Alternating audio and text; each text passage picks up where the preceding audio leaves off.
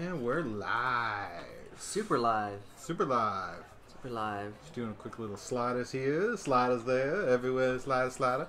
Like a slippy slide. Yeah, that's an old school toy. Yes. A great toy. As long as you don't put it on gravel. Do you remember that Mythbusters episode where they did the giant slip and slide down into the pool? It's been a minute, but I vaguely remember. That was great. I love that one. I like some water slides. Not all of them, but I do enjoy going down some. Not the super speed one. Like the one you're at the very top and you go straight down. Not doing it. No. Don't like the speed. Don't like roller coasters either, people. Sorry. I'm lame. You're not lame. You just have your things you enjoy, and other people have their things they enjoy. My girlfriend thinks otherwise when it comes to roller coasters. I'm lame. Because you don't want to ride roller coasters? Yes, I'm not a daredevil like her. Dude. One of the first times I went to Busch Gardens, I met this girl randomly in the park, and I was kind of hesitant on roller coasters till I was riding with her, and then all of a sudden, it's like I was in the front, the back, wherever, because she was like, yeah, it's different experience depending on all three of those. So it's like, cool, that works. Oh yes, I like it. I like it a lot. Like a lot, people. Alrighty, well, welcome to another night with Scuba and Ry. How you guys doing tonight? I guess they're okay. I'm hoping they're okay. Let me hear. Okay, I think they're okay. Well, hopefully we'll get more people in the chat at some point. But speaking of which, yes. Oh, okay. You know something I don't? No, I don't know anything. I just show up. You just show up. We have a chat. We're online. Yeah, drop marbles. People and watch and see what happens. Now, somebody told me that some people aren't watching us live because they're watching other streamers, which is cool. At least we have our VODs they can check out. You can check it out on many different ways. Yeah. And YouTubes. And I have to start off with an apology. I've been a little behind on getting stuff published and posted. There's been a lot of craziness in life. So life is crazy, but we make it through, people. Yeah, we make it through. So kind of just kick this off. It's like, all right, so what's up, which we were chatting about. So how was your week? It's been okay. Some fun stuff. Some loving holidays and just random chilling. So yeah, what'd you guys do for your Valentine's, man? For Valentine's Day, we were going to go to a local seafood restaurant out of Virginia Beach. Okay. Plans got canceled, and we did not canceled in a bad way, but Angelica, my girlfriend, decided to cook delicious seafood dinner. Oh, instead of going to a restaurant, yes. she cooked. Oh, how was it? Oh, it was very good. It was like have you ever been to the Joe's Crab Shack? Have you been to Joe's Crab Shack? Once, and I will probably never go again. What about Shaking Crab in Virginia Beach? No, okay. That's on my list to get checked out. There are these restaurants popping up where they do like this mixed bag of seafood in a bag, and they got different seasonings and stuff. So she did her own little mix of that. Oh, cool. With shrimp, crawfish, fish balls, some turkey sausage, and clams, and some other stuff. That actually sounds really good. It is. It was good. Didn't eat a lot because keep the meals minimum. Yeah, but it was good nonetheless. But we decided to go and check out Farmhouse Brewery here in Virginia Beach. That was fun.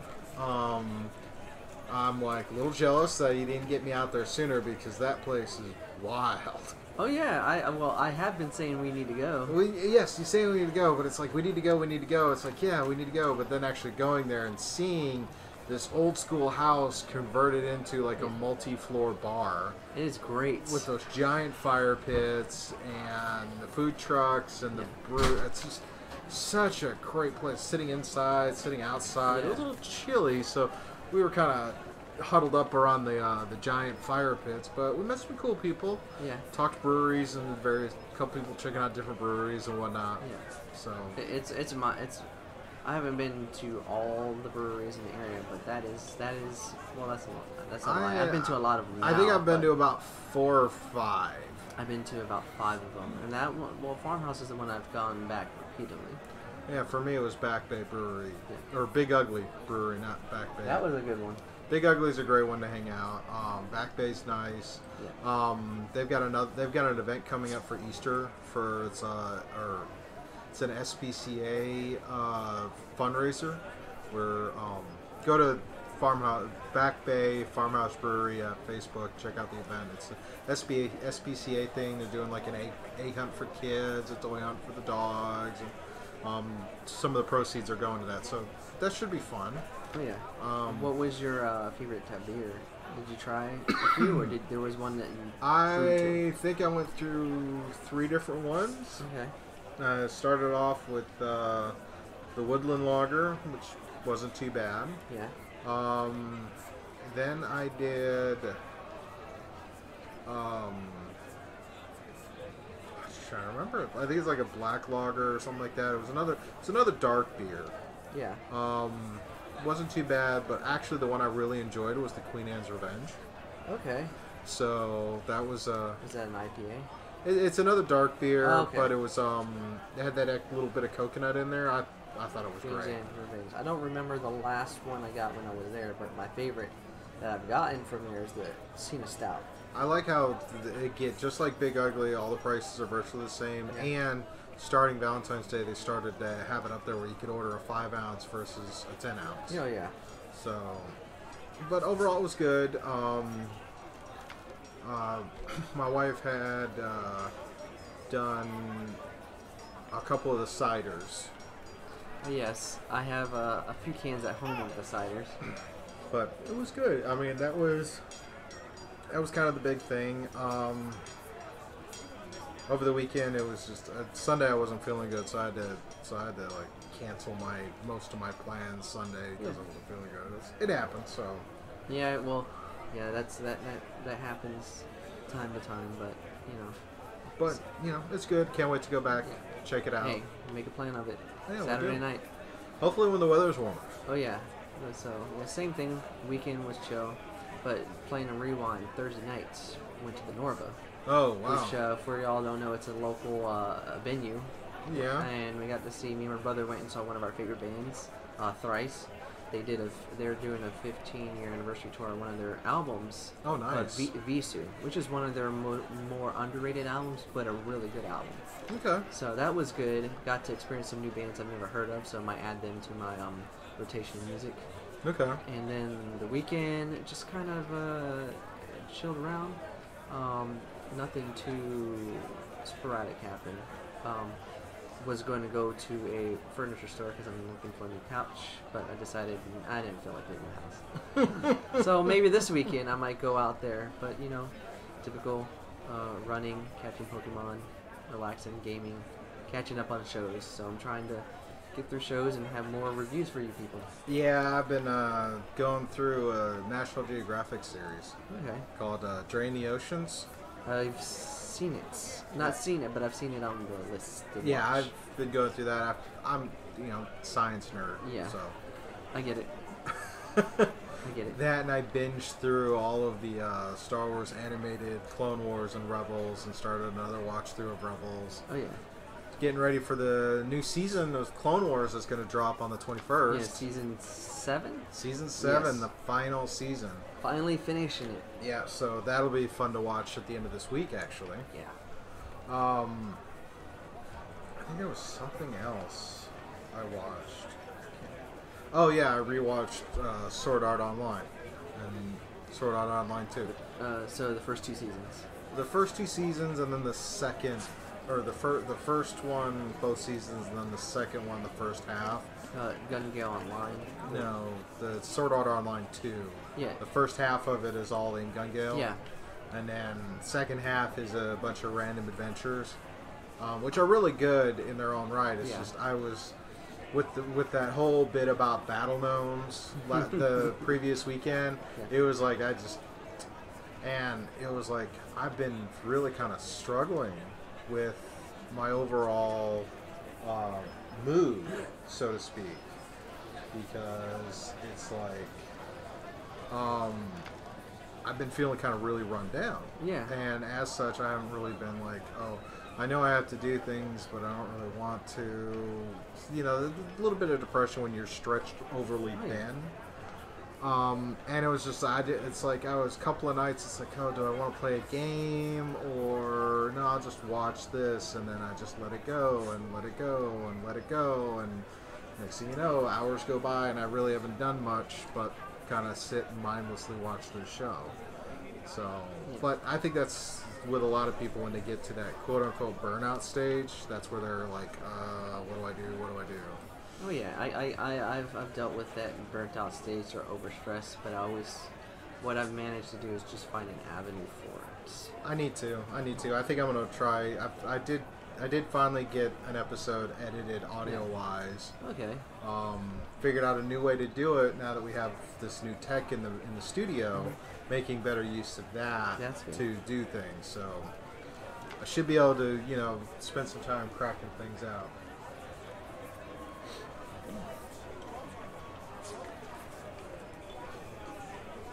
But, so yeah, well, I had my train of thought and I lost it. I'm going to get it back, I swear. Come back around, people. Alright, I know my train of thought is going, since we're talking about TV, let's talk about movies.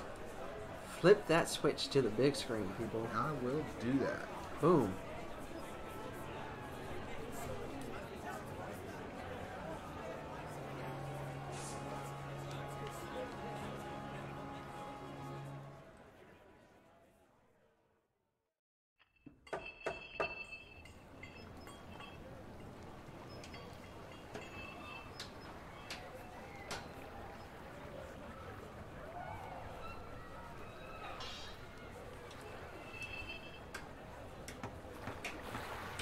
Alrighty, so here we go for our movies.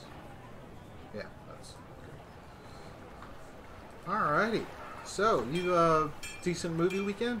Yes, a couple movies. Yeah, a couple movies, both at the theater, just on 2 separate nights. Alright, well let's go with our first one, which is The Photograph. The Photograph. So what's up with The Photograph? This feels like it's a romantic movie or something. You hit the nail on the noggin. Oh, what a nice choice for Valentine's Day. Yeah, well, this was the choice of the lady, but at the same time, I do love romance movies, so it wasn't hard for me to agree. I think in some ways you really kind of see an actor's ability to do those scenes, because dramas are anything that really kind of pushes the emotional stuff. I mean, action type things, sci-fi type things, it's like there's a lot of visuals involved in that kind of detract from it, whereas when you get into a romance piece or anything like this, it's the majority is the character having to sell the performance. Oh yeah. So The Photograph is in the latest line of a romance film. This isn't like a rom-com or a teenage romantic film. This is a straight up through and through romance film. So it's you have your basics of guy meets girl through fateful circumstances and a relationship bubbling on the surface and building up to something. So the two main characters, Michael Block and May, played by LaKay Stanfield and Issa Rae. They're well-known actors. They've been in other films. Issa Rae, she has a show on HBO. Mm-hmm. But what happens is that Michael Block is a reporter for an online newspaper, and he goes to interview an oil rigger, a retired oil rigger down in Louisiana. Okay. Through his conversation and his reporting, it leads to May, the daughter of a deceased photographer, and he wants to learn more about, her mother. Okay. And that is the crux for the rest of the film. Interesting. And like I said, you watch as their relationship starts bubbling, but what pushes this above the generalization of the archetypes is the world building and the exposition that is created through their relationship. So everything else around them is predicated on how well their relationship evolves, but also at the same time there's this past and present paralleling of stories, because there's this added element of May reading these letters from her mother about her past relationship with this oil rigger. Okay. So it goes back and forth between flashback and presence, watching both her mother's relationship build with this oil rigger and then her relationship with this reporter. Okay. So what are some of the stronger points of the film? The stronger points is that endearment of that realistic journey of love between the two characters. Stanfield and Ray give, I think, very standout performances within, a typical outline of a romantic film, because romance films are all predictable beat by beat. You know what's really going to happen. It's just how do you get from point A to point B to point C, and how do you do it? How do you do it in a way that is a compelling story to want to follow through and not fall asleep? Yeah. So the way this goes above the typical cliches of a romance film is that the story that's involving them, which is that past relationship, the reporting, and also just the genuine take of them just interacting with others. It's just a genuine dialogue, genuine interaction that you feel in a realistic relationship. It's not the cookie cutter, bubbling or rom-com styling. They don't try to be over the top with the language. It's just conversational. That's good. And it's what adds on top of that is when they're conversing with others, side characters, because it adds that additional element of layers, of opinion, of pros and cons, of should you do this, should you not do this, and all that other stuff. All right, what are some of the weaker points of the film? The weaker points of the film, if there is any, is just the fact that it is a romance film through and through. You know what it is. A lot of the side elements, a lot of the stuff that is predicated upon the plot gets pushed aside for the relationship. So, there's a lot of elements related to that oil rigger and the reporting, and then her being a curator for a local museum in New York City. There's a lot of other stuff that world building that has, interesting feels, but they never really elaborate on it. They're just kind of there to help the relationship move along. Okay. So some people would find that as a fault. To me, it's just loose ends that's just kind of obvious, but you just kind of can look past it. You just kind of give it past it. You give it past to it. So what are we calling this one? Like I said, it's a very good story about the endearment of love, and being a simplistic outline.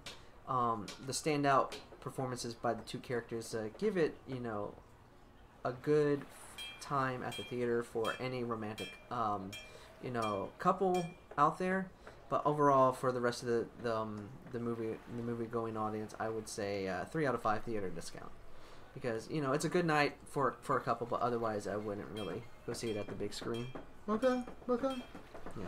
Alrighty. And our next one, which obviously I think we're gonna end up spending a little more time talking about, a little bit, is Sonic the Hedgehog. Now this one was kind of one of those. We saw a teaser for this not too long ago, and it had probably one of the most visceral responses from the fan community I've ever heard about. I have never seen so much hate for any kind of character being adapted from a comic book, a manga, a cartoon, a video game property. Gets so much visceral outrage as much as this first trailer did. Really? Yeah, because it riled up the fan community. What people don't realize is that the fan base for Sonic the Hedgehog is strong.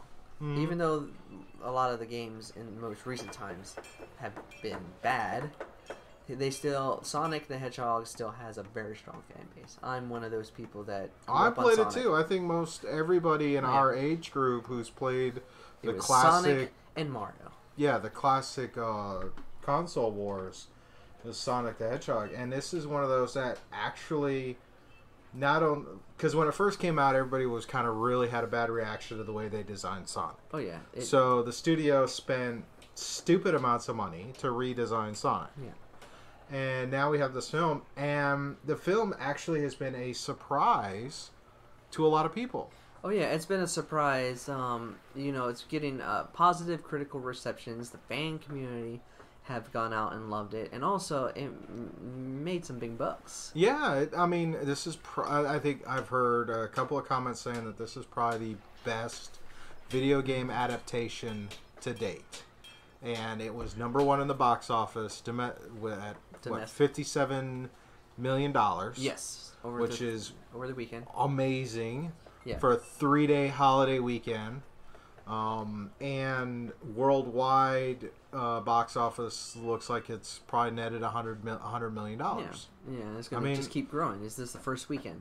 Yeah, it's the first weekend, but most movies peter out after a couple of weeks, and we do have quite a few films coming out soon. Yeah. So I think this was positioned really well, and I think the overall, it feels like, at least from the reactions, it feels like it's a good film. So, tell me what's up with this adaptation of Sonic? Because it don't feel like he's running. The commercials don't make it feel like he's running through a field in some post-apocalyptic world. Oh no, it's no post-apocalyptic world. It is your modern day Earth that you find Sonic on. So this video game adaptation, as you pointed out, a lot of them have been bad.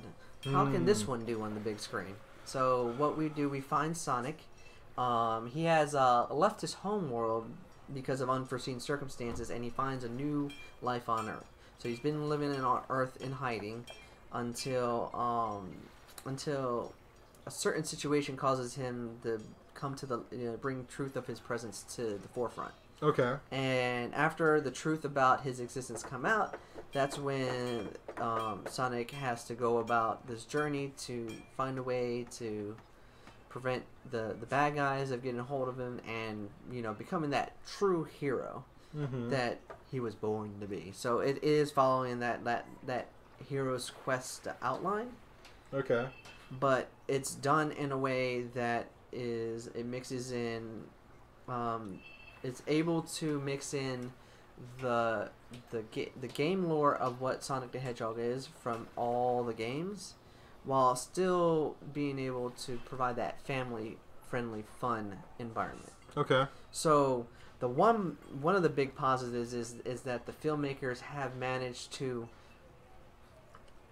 I'll predicate it like this: a lot of the video game movie adaptations, they have tried to mimic what works well in the video game to the big screen. And I've mentioned this a lot before. When you do an adaptation from whatever medium to another medium, you got to make it work for that medium. Yeah, just because totally. It works in the video games, works in the pages, works in the comic books, doesn't mean it's going to work in a 2.5 hour, 3-act film.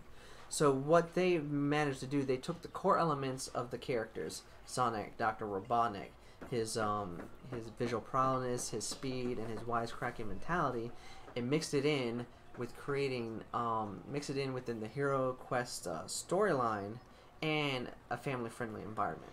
All right, yeah. So all right, let's talk about that. Robotnik being played by Jim Carrey. Yes. It's been a while since we've seen him. At least I don't remember the last time. I know it's been a while since I've seen him without being completely encased in makeup. Yeah. So how does he do on this one? Jim Carrey is another highlight of the film. Like he's fallen back into his traditional comedic, fun-loving, stuff that we used to see in the 90s.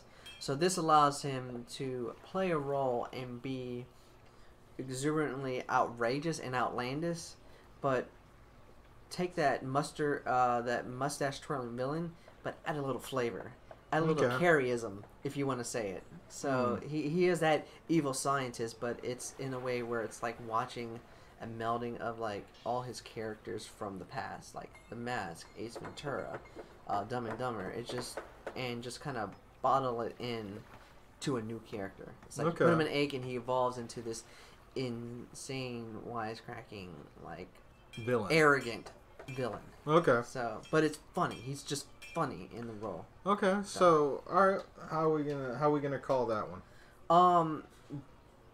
Actually, no. Before you do that, let's rewind. Just like the last one, Yes. get what are some of the strongest points of the film? The strongest points of the film is the ability to make the CGI protagonist Sonic feel authentic in the real world. Nothing feels out of place. Nothing feels awkward. Everything is very seamless along this like hero quest journey that he has to make to get a hold of his rings and save the world from this evil genius who wants to do nothing but use his powers, for evil. So, all right, what are some of the weakest points? The weakest points is pretty much the obvious. They use a lot of different cliches that are either related to the hero's quest storyline, the hero versus villain commonality, and just the family friendly tropes. Kind of make some of the wisecracking jokes kind of like hinge, you know, like a little cringe fest. But overall, it doesn't do it all the time. It's just every once in a while. It's like, yeah, that joke didn't hit, but most of the time it does. Okay. So. All right. Anything else on this review you want to comment about? The only thing that I'll just keep stating is that they have provided a template on how you really adapt a video game franchise to the big screen. Okay. Because, like I said, they take the core elements, but create their own story, their own journey. They aren't hampered to trying to make everything work that works here. No, they did their own like original origin that allows them to, okay, this is Sonic, this is Dr. Robotnik, now make it work within this setting. And that's what they did. Okay. They weren't handcuffed to the lore. They just used it as a jumping tool for something different, but familiar. Okay. So, all right. So, what are we gonna call it? This is definitely a fun time on the big screen. It has a very simplistic outline, but being a fan of the game, a fan of the character, but also just being a fan of just fun adventure films, this will be definitely a fun time for fans, fun time for the families. I say it's worth seeing at the theater as a matinee. 3.5 out of 5. 3.5 out of 5? Yeah. That's not bad. And, like you said, this is probably the first best video game adaptation to the big screen. Yeah, which is a weird kind of thing, and something we can take a few minutes and kind of just go down that rabbit hole on, is video game adaptations. Some of them have been really good. Some of them have not stood up very well at all. There's a lot that haven't stood up very well. All right, some of the worst ones being Double Dragon from the 90s. I'm about to fall out my chair, but oh yeah. There was the Mario Brothers one that I get a lot of people don't like. Yes. I thought it was a fairly interesting take. Oh yeah. I mean, very dystopian, cyberpunkish kind of deal. Some of the better ones, at least in my opinion, would be the original Mortal Kombat. Yeah, that one is the one that a lot of people fall back on as the only really good video game movie. Granted, but it kind of Mortal defaults. Mortal Kombat Annihilation screwed it up. That movie was so bad, it makes you it taints the first one just because it has the name. Yeah, it's like you watch the first one, it's like you had potential, and then Annihilation, they screwed that up. They totally screwed that up. Another bad one. I'm gonna cry how bad it is. Well, then there's the Street Fighter one, which was it's like was just like, oh god, let's get everybody in there and just not make any sense on what the characters are doing. Well, that, and apparently the cast really wasn't too into it either. I mean, yeah, they ruined every character in that movie. It really hurt me what they did with their Ryu and Ken. Yeah, it's like that is not makeshift arms dealers with Sagat and Balrog being a hero, being one of the good guys. I mean, it's nice because you take these characters and you put them in a world, which that's something I can appreciate. Is okay, we have the source material, we have these characters. These characters have these unique things. Yes. What I'm not, but it was the fact that there was too many. I think the second Street Fighter one, the Legend of Chun-Li. I never saw it, so I have no comment. That one, it was a smaller cast. Yeah. They didn't try to get everybody on the entire roster of Super Street Fighter 2. Yeah. In the film. They just focused on one or two characters, or actually like 3 or 4 characters, and that was it. So, but it's that whole thing is like, how do you tell a story with video game characters? And I think maybe the latest rendition of some of the comic book films have given writers an idea of, okay, this is how we could use video game type characters. Yeah, like I said with this one, you adapt it within the genres that make the medium, enjoyable. Yeah. So like you said, the comic book ones, anything from Winter Soldier to, Thor Ragnarok to Joker to the most recent Birds of Prey, they make it work within a certain genre of film, but staying true to the core elements of the characters. Another really good comic book movie, which is one of my favorites, is Days of Future Past. They kept the core essence of the story intact, but they made it work within the genre of, heroes, family adventure, and time travel with the dystopian and the back and forth. Yes. So, when I'm thinking back to just the most recent video game movies that have come over the last few years, what makes them not work is the fact they try to mimic game to film without, writing the story with the characters. So, a lot of the Resident Evil films, they're a guilty pleasure of mine, but, a lot of the Resident Evil films, they do a lot of hit and miss. Well, the first one is definitely the best one because it was, let's try to tell this, and we're staying to the confines of a small area. Every film after that was literally bonkers. Just how much wider and wider and wider till finally they bring it all back in to the first film, and it's like that at least shows me they tried to keep a wrangle on it, but it seemed to get a little too out there. Yeah, they tried to do too many gimmicks without having like a real thorough story. But it's like a guilty pleasure movie, so I don't really care. Yeah, that's true. A lot like Army of Darkness. Warcraft, which that one I was actually pretty fine with as far as an interpretation. I wish it could have gone off a little bit. I wish they could have franchised that a little bit more, but it really wasn't bad, especially when you take into the fact that it's a prequel to the entire Warcraft game. Yeah. So so that one is a mixture of they didn't. I think if they had more film length, they could have told a longer story. Yeah, but it's just that I think it was a mixture of box office result and just not connecting with the audience. They have to find a way to connect the audience because it didn't make a lot of money. No, it didn't. So, it actually didn't do very well. And then there's just a few others after that one I'm not going to even name because it just hurts my brain. I gave it I want to burn the review.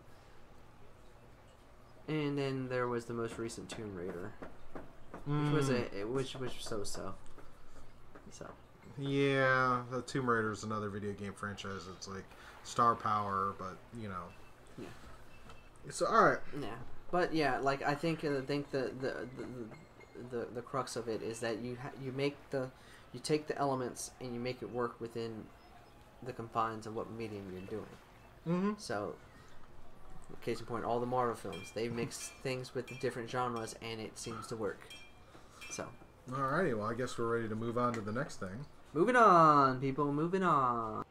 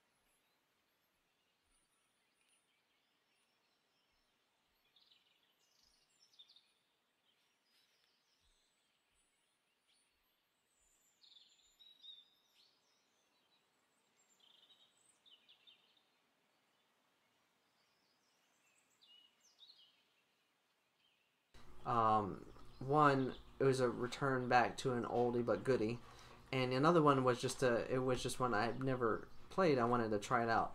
That was Nio. It's a PlayStation exclusive, It's a very Dark Soulsy game, but it mixes in samurai elements. Actually, hold that thought. Had a bit of a technical difficulty. Okay. The mic didn't catch the first part, so we're gonna do that. Rewind and state a game. We're gonna let Ry talk about his games first, talking about Borderlands 3 and his crew. Yeah. And hope I didn't derail your thoughts. No, so you let's didn't. roll. Let's No. catch up. Talk about Borderlands 3 again? Yep. Okay. Borderlands 3. Didn't play too much this past weekend, but long story short, rolling with my friends, we got the main story all cut up together, so now we are rolling through the main story together piece by piece. Put in some 2 other games into the mix. Oh, really? Nio, which is a PlayStation exclusive, I believe. Okay. And it's a very Dark Soulsy game, but it mixes in samurai elements. So when I mean Dark Soulsy, I mean it's hard. Okay. But what's cool about this combat, it's straight up, real time action, but you have to be smart of when you're attacking, because you have a meter bar, so every time you attack it goes down. So you got to rest up. But if you don't time it right, you can be resting and then it'll leave you open for attack because of the other people. Oh, that wow. you're fighting. And there, at least in the beginning part, there's different enemy levels, and yeah, it's pretty hard. So I think it's just me being tired, why I kept dying a lot, so I was like, screw it. But another one that we're playing is, it's an oldie but goodie, and it's just because my friends picked it up for the cheap. You probably know what game I'm thinking of. No. Division 2. Oh, yes. Definitely going to have to talk about So, yes, we played the Divisions 2 extensively over the weekend. And when I mean extensively, I mean a lot of hours. So, yeah, so getting back into that game, and I told him, it's like, yeah, I have it on 2 systems, so whoever wants to play, just tell me what system to jump on. Well, Yeah. I'll comment on that in just a moment. So running with them as a crew has been fun, because when you have more people playing the game, the more merrier. And what I forgot in Division 2 is just how much more stuff they have. Not to mention that they have an expansion coming out, but we are going to ignore that because there's just enough stuff in DC to hold us over before. You're talking about Warlords in New York? Yeah, we're not even going to touch that expansion until we finish DC. Okay. So, so we did open up a lot of stuff on the map. We did a lot of control points, a lot of missions, a lot of just randomly killing things in the street.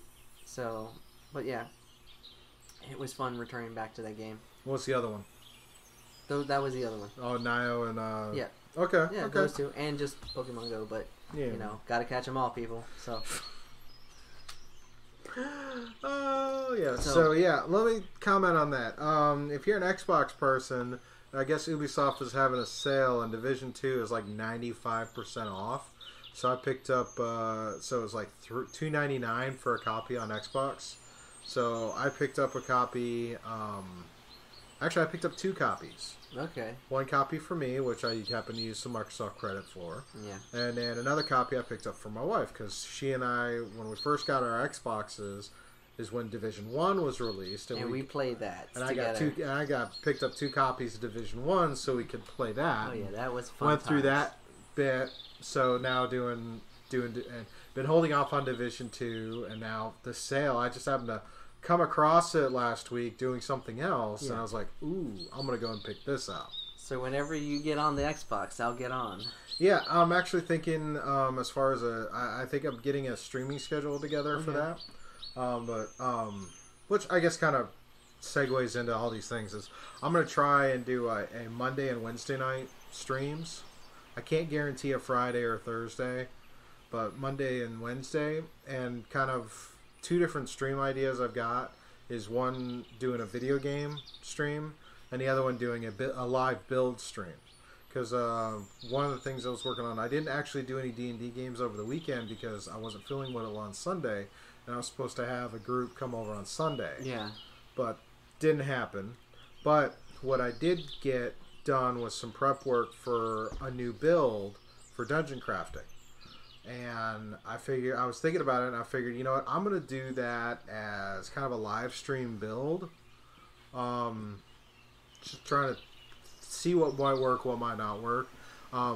What I have is I went over to my local Office Max near where I work, and they were able to do some prints for me on their plotter. Okay. So I'm gonna end up building this mansion that's from an old dungeon module called the Twilight Mansion, and I got some scale prints of the floor plan, and the scale is 1 inch squares on the grid. Yeah. So I have it scaled up to where there's literally a 1 inch grid, little variance because print copy, but I have them on the table right over there. They're underneath, but I have all 3 floors, and I have in the background you could probably see a stack of XPS foam against the other maps.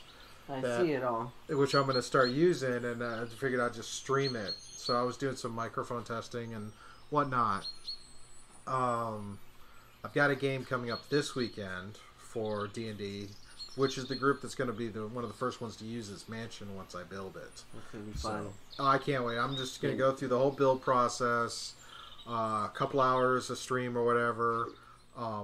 But speaking of video game stream, I don't know if I mentioned this last time, but definitely it was sitting there. Raz and Penumbra hit me up and were like, hey, let's go through ODST. Alright, well, we went through ODST once, and then we couldn't quite get our save point to load up again, so we went through it a second time. Turns out we ended up going through the entire game in about 4 hours.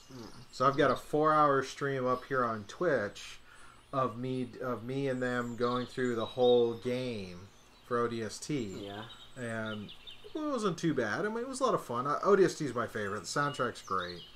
Probably gonna have to listen to the soundtrack more just because it's good work music for me, I guess. Oh yeah. And then the only other thing to talk about was Airsoft stuff, and I really don't have anything too crazy for Airsoft this past weekend. Again, I think this is a lot of my whole burnout in a sense. I wasn't as mindful. I feel bad for you guys because this is something I've been trying to bring to that community to talk more in depth, and I've got to come up with trying to get more info. There were some fun games. The weather was great for being out playing. Actually, for those who do check this out, who are players, this Sunday I'm actually going to go out and play for a couple of hours. Okay. And kind of just, do the playing thing. Yeah. Run around shooting. So I'm going to charge up the cameras, and I'm going to some cam footage, just like every other Airsofter with a camera, and kind of just go with that and see if I can't get some of that up for next week's show. But gaming-wise, there was something else I did, which was a first. Oh, yeah. I was, our friend ShadowManes. ShadowMane. Rain. Put out a tweet not too long ago about wanting to get a group of people together to do a roundtable discussion about Monster Hunter. Right? So it was like, I commented back, because like, I thought that would be fun. Yeah. I'm granted, I wouldn't mind talking with other people who play a game, and kind of broadening what I do. So ShadowManes invited me on for this roundtable, and we got together, me, him, another player named Hurley, DaiReaver, and Camo, and the three of us, and that's five of us. 5 of us sat there and spent an hour or so talking about Monster Hunter, where we were with the where we entered the franchise, what we think of the current iteration in the franchise, what we think about some stuff going forward. It was really kind of fun because DaiReaver, I guess, sounds like he's a developer, so he brought from the developer angle, and then the other guys all being players, and I think one of them, he'd only gotten into Monster Hunter World. He never played the previous iterations. Yeah. Me personally, I played the Wii version, which I think is Ultimate Monster Hunter 3, and then I have the 3DS version, which is Ultimate Monster Hunter 4. I played the one that used to be. I played the one all the way back on PlayStation 2. Oh, and wow. then hadn't returned back onto Monster Hunter World. Yeah, so on the PlayStation 4. Which is funny because I was looking at Monster Hunter World because I think I'm going to try and get some more playtime with that in. Yeah. And there's a number of features that are on Game Pass, which is cool. And then there's a number of things that is like, okay, this should be fun to get into. It's on version 12, so it's been a minute. And then that's when I happened to stumble across the whole Division 2 being only $2.99. Yeah. So, hey, but whenever you're ready. Oh yeah. So ShadowManes, gracious as he is, has posted 3 videos. The first, you got a part 1, a part 2, and the whole thing on his YouTube channel. Check it out, people. Yes, totally check it out. I'll have a link in our show notes. It's great fun. The 5 of us chatting. He did give me an audio version of the show. That's good. Which I will release out with our podcast release schedule as I get. It's one of those things that motivated me to get caught up and get my stuff together. And so that's going to go out. I'm probably going to not space them out. I'm probably just going to do a massive data dump on a Sunday. It's going to be like, here's fine. all this stuff, post it up, caught up, check it out, binge it, do all those things, and we're just going to roll from there. Rolling on. So, but with the audio. It was fun. I'm looking forward to doing more things like that, working with other content creators and making more content. Yeah. So, looking forward to that. That's it for my whole state of game. Yeah. Very small, very short. Very small, and we kind of rolled into some community topic stuff, which was the whole Hunters Roundtable, which was a lot of fun. I really did have a good time. And there's about 40 minutes of conversation that did not get recorded. That was just pure shenanigans. It's like these guys are great. I'm gonna have links for all their stream stuff and in our show notes. We check this out. It's like, check these guys out. They're a lot of fun. Support their channels. Support my channel. It'd be great. With that, it's getting to be springtime. You know what that means, right? Conning around? Conning. We're conning people. And not con man. Well, I can be a con man. Con artist. No, we're talking about the con schedule. Yes. And probably one of the first ones for us in the Virginia area is GalaxyCon is coming up. It's just in 2 weeks. In 2 weeks. And I can't go. I might, people. I don't know. Something happened to come across this on my feed. Apparently, one of the geek men of our generation, Will Wheaton, is going to be at GalaxyCon, and it's like, I can't go this year because I'm working elsewhere. You are other places. But it got me into thinking. It's like, we need to start paying attention to the cons that are coming up, so we can talk about the cons, and then at least maybe get where we could maybe do some of the cons in the future. If you, our wonderful viewers, would like to get our opinions on these cons. So the closest I can give you is GalaxyCon's stuff and who's going to be there, because I saw the guest list for this one, and I'm just like, oh my gosh. Oh man, there's just so many. Yeah, this list is pretty big. You're a Star Trek fan, a Disney fan, a voice acting fan. I mean, we're talking the Kevin Smith movie fan. I mean, there are so many people there. It's just wild. So I'm gonna post a link here in the chat. Check it out. If you're not familiar with what GalaxyCon is, then check it out. It seems like it's gonna be a lot of fun. It's one of the cons that's starting up because it's that time of year. So go check it out. See what kind of craziness is up with that. There's some people I would love to have gone to get photos with and whatnot, but in the future, perhaps. So, is there any guests that kind of stand out to you that you want to check out? Man, that list is a list of lists, but All right. If I were to if I were to just peek in there, like you said, head honcho. Peter Cullen and Frank Welker. I mean, I see Chris Sabat's going to be there, voice of Vegeta from Dragon Ball Z, and a few other anime favorites of mine. Anna and Will Wheaton will be there.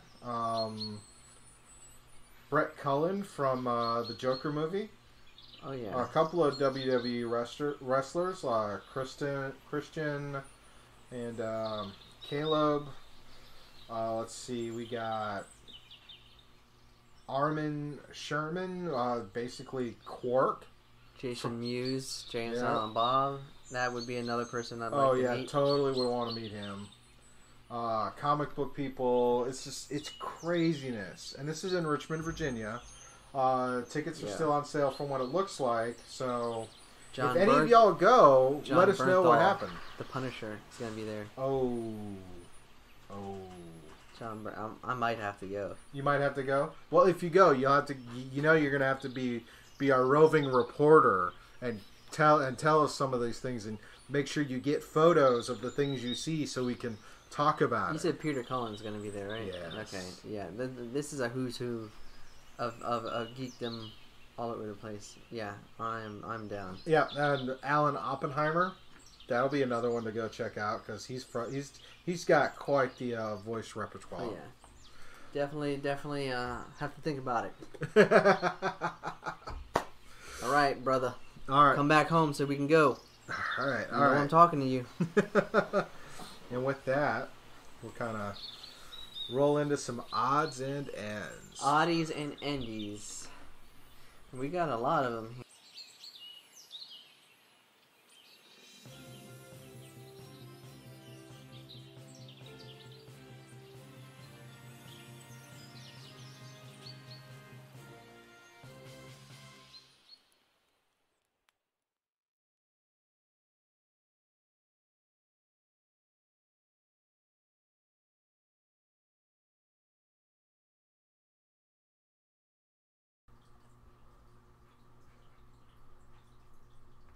And we're back with that.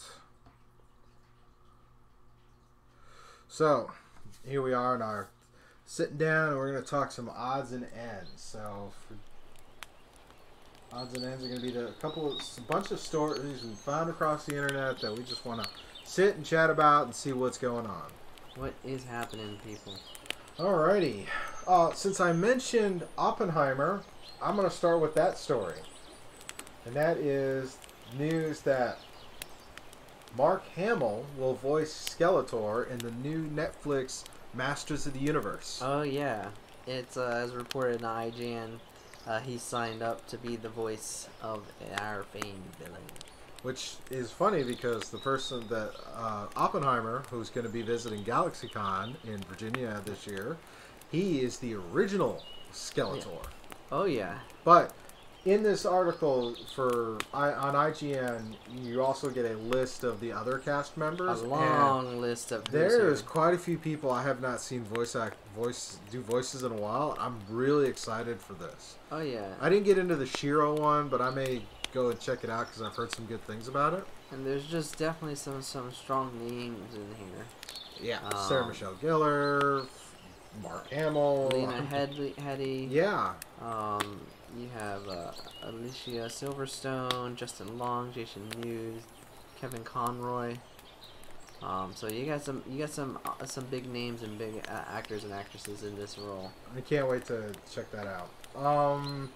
What's another one? You pick one. Okay. I'll pick one that is near and dear to my heart. One of my favorite series, Lucifer.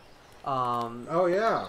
Yeah, as reported on Screen Rant, Lucifer's 5th season, which was supposedly supposed to be the final season, might not be the final season. Oh yeah, see that's interesting because the Lucifer was canceled off Fox. Yes. Netflix picked it up, did the 4th season. The 4th season wasn't that long. No, 10 episodes, I believe. Correct me if I'm wrong, people, but I think it's 10. But 5th season is supposed to be a whopping 16 episodes. Well, yeah, it's supposed to be 16, and it was supposed to be the last one. But it sounds like because these fans love it so much that it might be extended. Apparently, according to this article, the Netflix is in discussions with Warner Brothers to keep the character in the series alive. Yeah. And if you watch the Arrowverse, when they did their big Crisis on Infinite Earths, which is wrapped up now, there was a moment in the first couple of episodes where Constantine and Diggle and Oliver's daughter go to Earth 666 and visit Lucifer, and he's in the series. Oh, so he does show up. Oh yeah, that did they visit him in his bar? Yeah, they did. He's like, John, why are you here outside my bar on my Earth? It's just like talking about the end, and Lucifer is just like, eh. Finally, it's like Oliver's daughter's like, who are you? He goes, hi, I'm a Lucifer Morningstar. It's like, the devil's like, yes. What do you want? It's great. And it's just one thing is that Lucifer has had a history of surprising renewals, yes, and cancellation. But at the same time, the renewals keep happening because of fan support. And the series rose even more popularity when Netflix picked it up. Oh yeah, so totally. Netflix did the 10, then now doing the 16 for this next season. So now they're just like, well, let's go and push Warner Brothers to get us another season. Well, I mean, depending on how Warner Brothers wants to give it up, I mean, the fact that the Arrowverse, Crisis on Infinite Earths, pretty much acknowledged everything that was done in DC, it was great.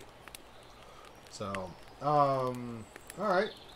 What's another one? I do a lot of talking, so you pick the order in which we're going to go through. All right. Let's just pick because I have this one open. Next one, another article from Screen Rant. Aladdin 2 officially happening at Disney, not based on animated sequels. See, I don't know about this one. I am actually happy that they are doing not only a sequel, which I think it was going to obvious because Aladdin made $1 billion, so you know. Oh yeah, a movie made a lot of money. Yes, we're gonna greenlight a sequel. Yeah, Disney is gonna greenlight it because who want your money, you know.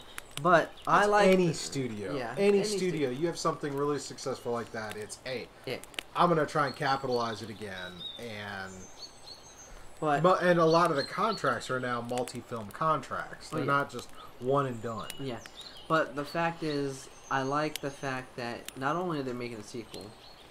Because Aladdin was a surprise favorite of mine from last year. I did enjoy it, but the fact is that they're actually doing an original take.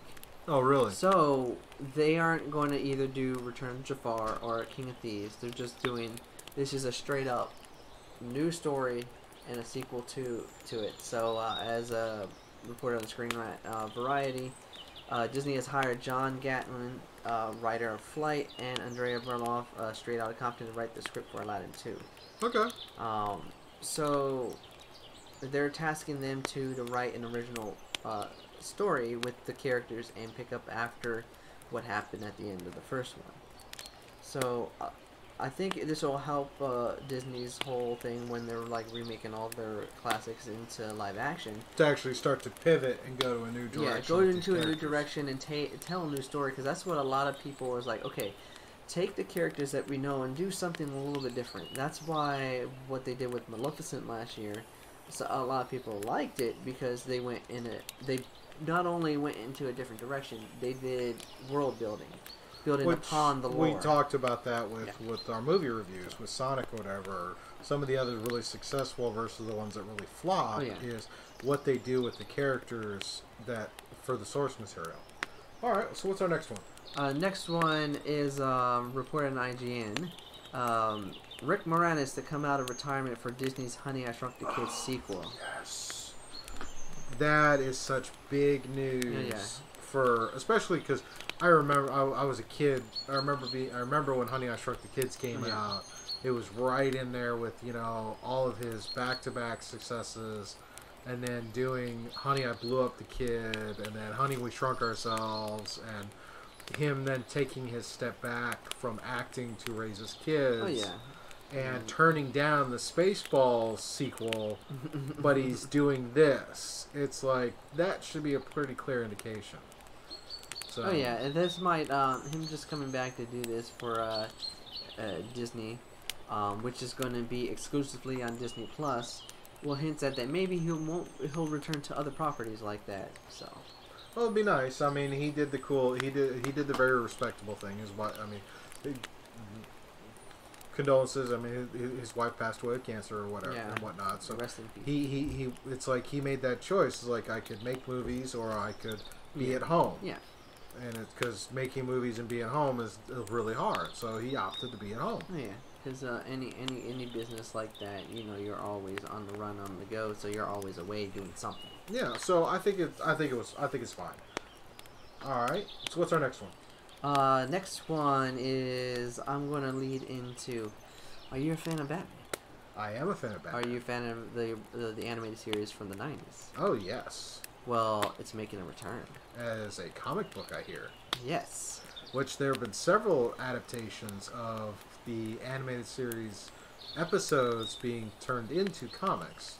I mean, the animated series is what gave us Harley Quinn. Oh yeah, it gave us Harley Quinn. It gave us some of the best reiterations of the storyline, and you know some standout voice acting. Yes, very much so. Kevin Conroy, Mark Hamill.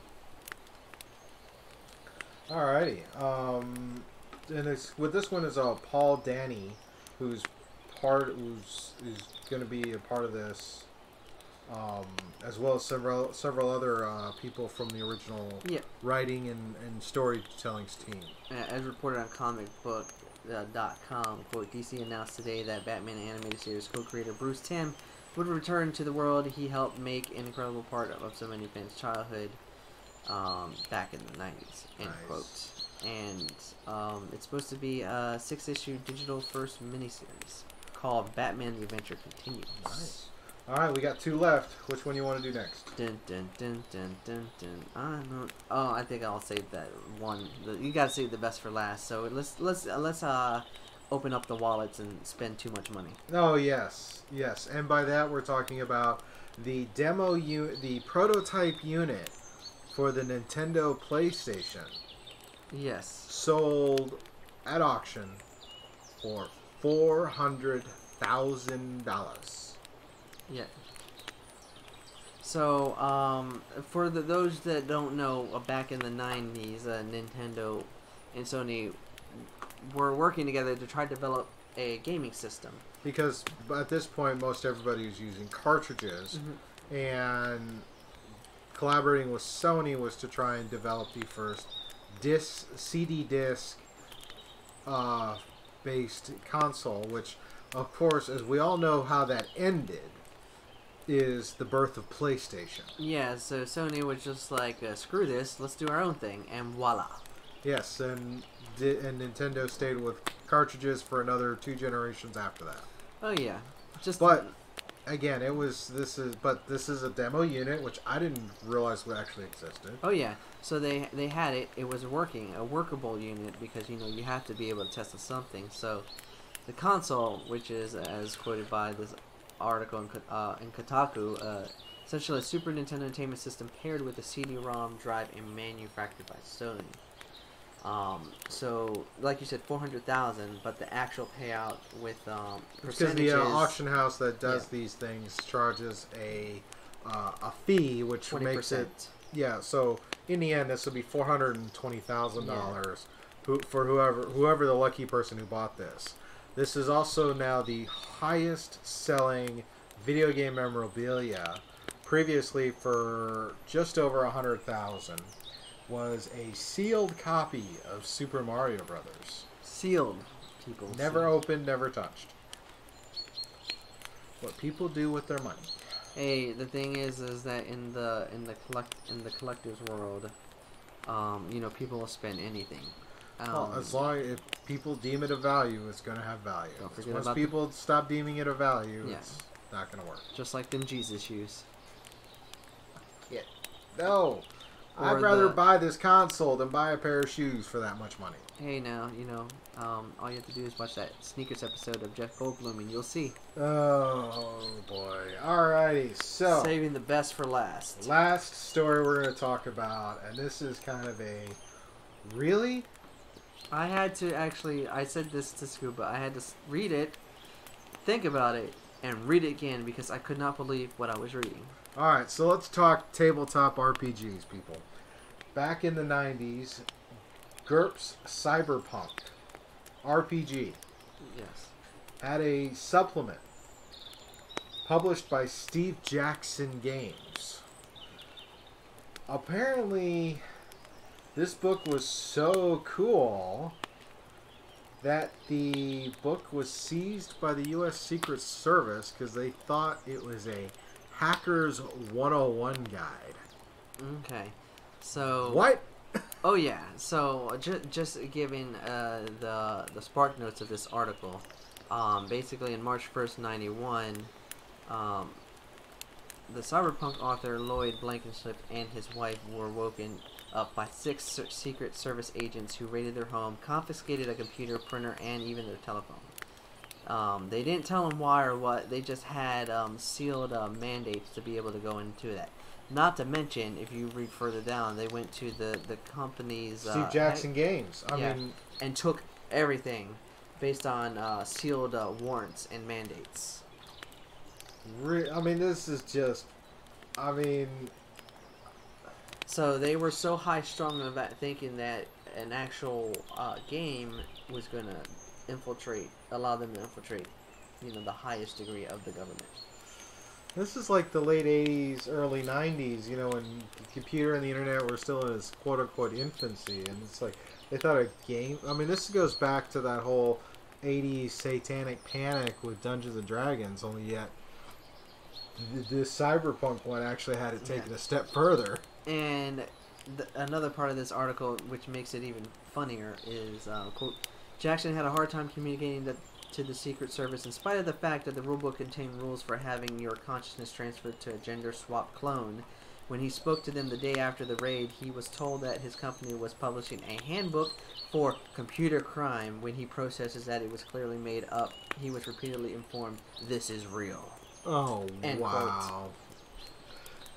So it goes to show you one or two things. One is the obliviousness of people that don't understand anything concept gaming wise, and two, just kind of just read up on your stuff before you actually assume that the obvious is going to be bad. Yes, yes.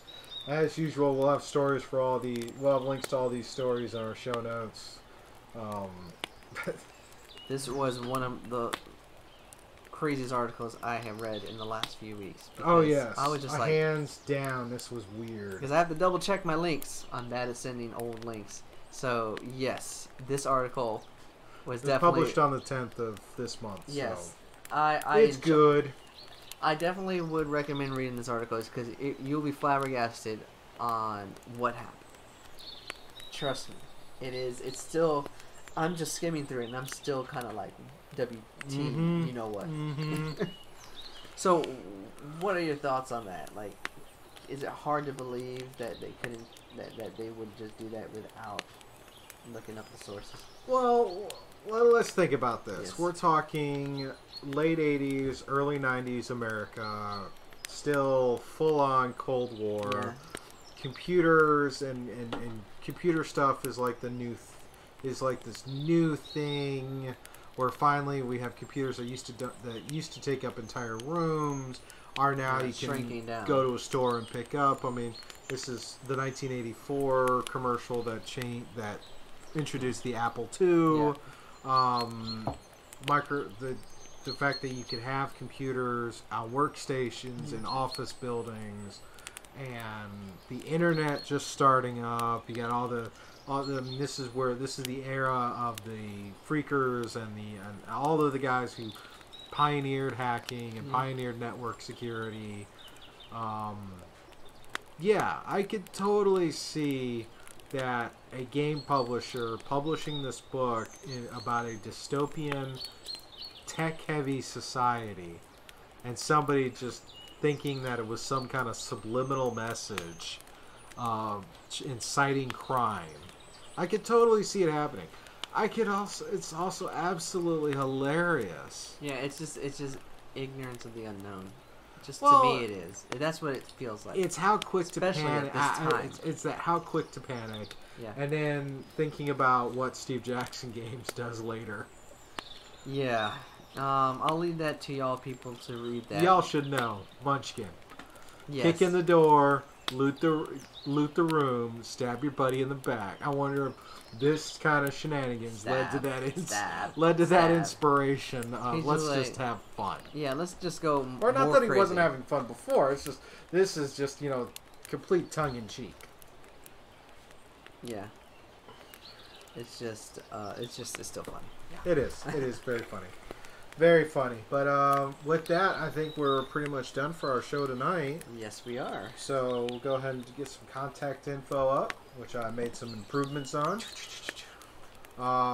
You can follow me at Twitter, ScubaCod. You can follow Ry on Instagram at IncubusTrav.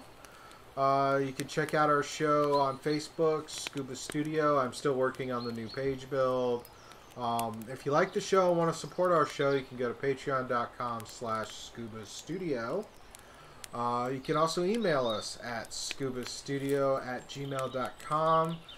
We have our podcast version of this, which you can receive on Apple Podcasts, Google Play Store, Spotify. Plus, we have these streams on Twitch and Mixer Tuesday nights at 8 p.m. And we do also release the videos on YouTube, on the YouTube channel Scuba Studio. So if you check all that stuff out, give us likes, give us feedback, tell us what you think, and that's about it, isn't it? Yeah. It is. Sounds good. Reach us everywhere and anywhere. Yes. That's what you do, people. Hit us up on those social medias. Still working out the whole stream schedule, but I think I'm definitely going to do some more build streams and do some of this other stuff. So with that, I think we'll call it a night. Nights abound. Alrighty. So last little bit for our closing, as you see our voices wander away. Big shout outs to these peeps. The Monster Hunter Roundtable. Friends of the show, people that we take a lot of great pleasure with. So have a good night, y'all. Thank you all. Peace.